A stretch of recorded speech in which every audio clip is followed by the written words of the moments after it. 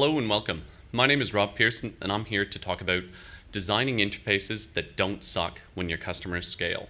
And I'm down from Brisbane and it's great to be in Sydney, and I'm sort of honored to be a part of NDC Sydney this year.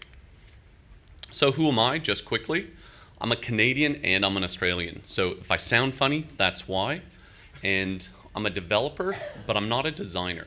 But that said, I love product development and building products.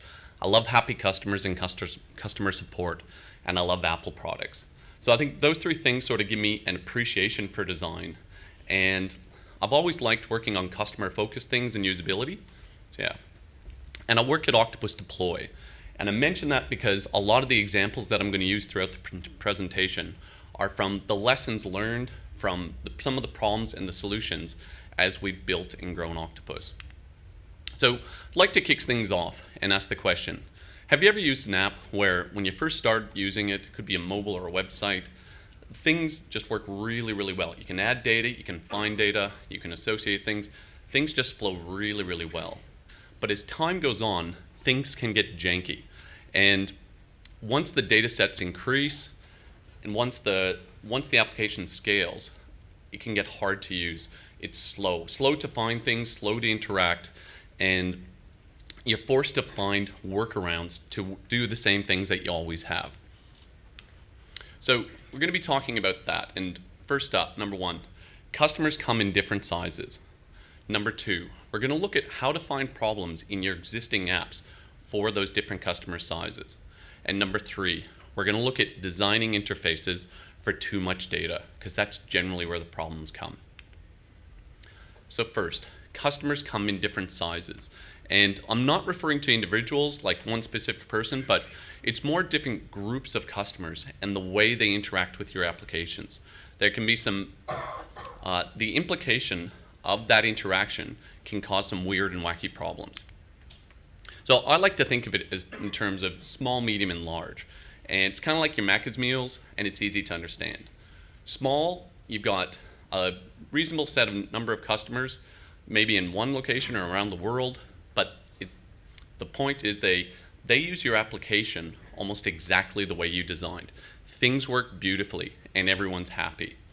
When you move up to medium, that's where you start to add more users, add more teams all around the world, and the data sets can increase, record counts can increase, but it's more the complexity and the diversity of data that starts to creep up and cause problems.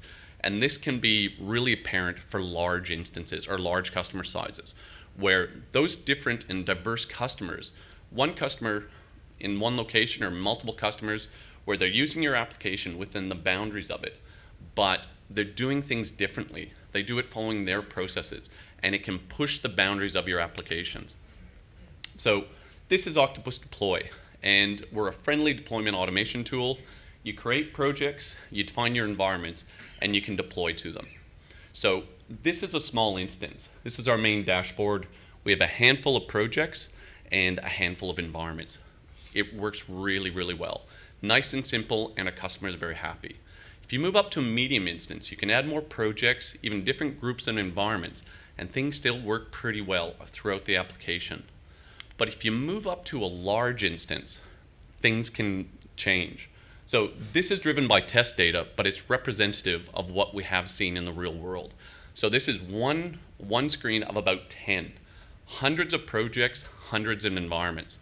And the implication here is that projects sort of scale fine, but for customers who have lots of environments, there's a few areas of our application that really break down and aren't as usable.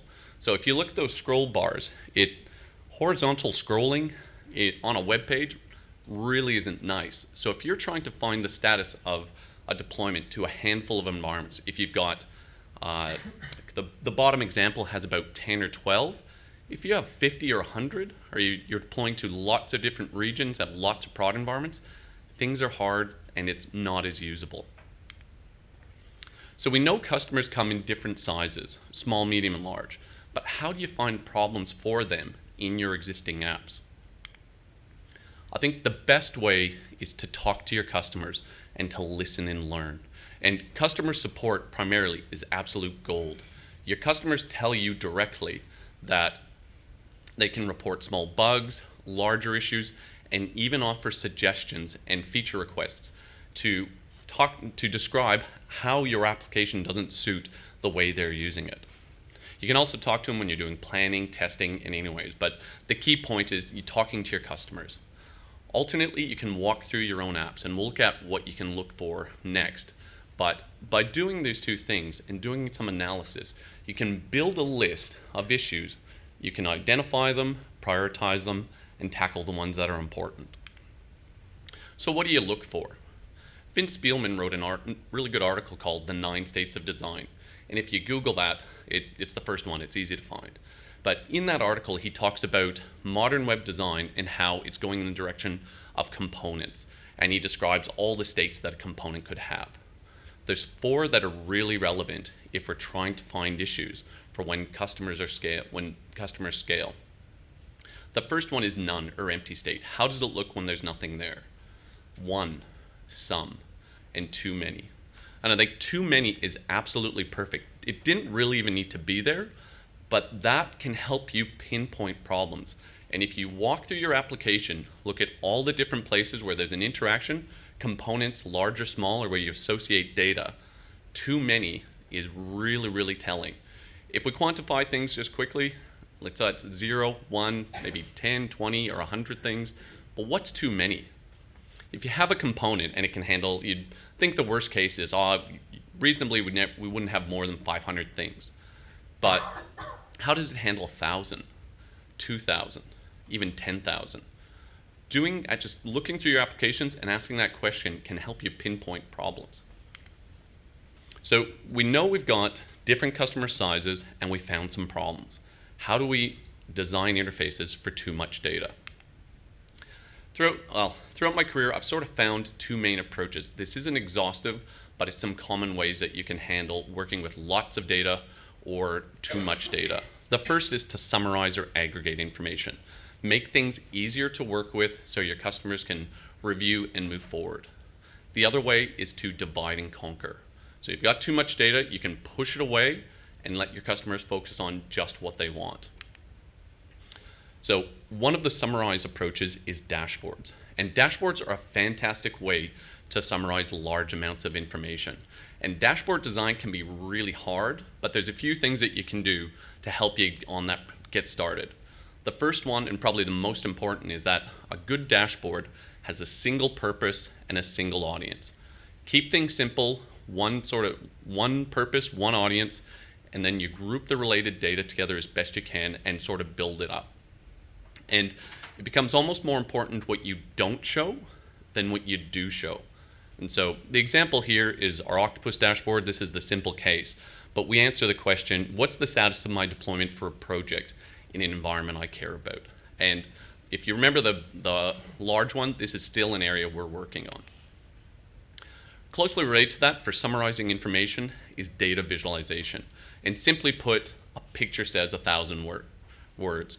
And so you can summarize vast amounts of information. If you look at a data set, think about how could you visualize some of the information by using a chart, a graph, an infographic, or something like that, just some other way to represent information. This is a screenshot of a GitHub account. And if you look at the little sparkline graphs down the center, they're summarizing lots of information and making it very easy to work with. So just by glancing, if you're looking at 2 different accounts or 2 different repos, you can see which one's more active, showing the number of commits over time. Very, very effective, and it's a great thing to consider. If we move on to the divide and conquer patterns, Octopus itself uses the show pattern quite a bit.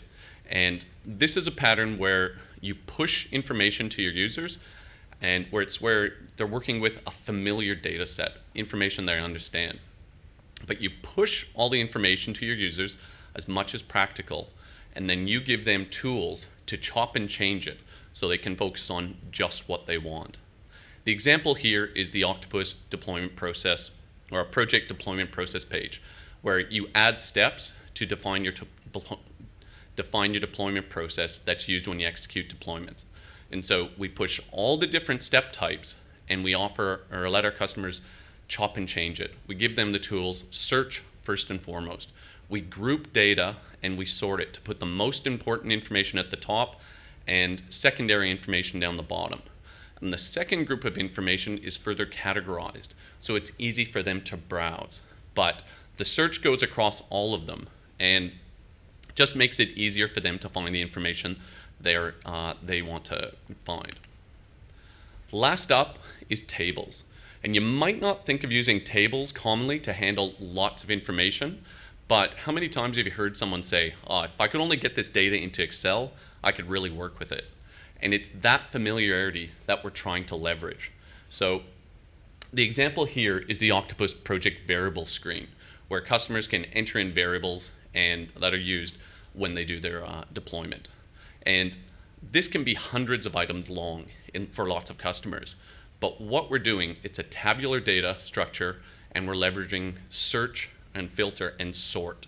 So it's familiar, they can zero in on exactly the information they want, get rid of the information they don't, save, and move on. And so, in summary, we've seen that customers come in different sizes, small, medium, large, and the largest can push boundaries of your application. We've explored how to find problems in your existing apps, and by talking to our customers as well as walking through the applications ourselves.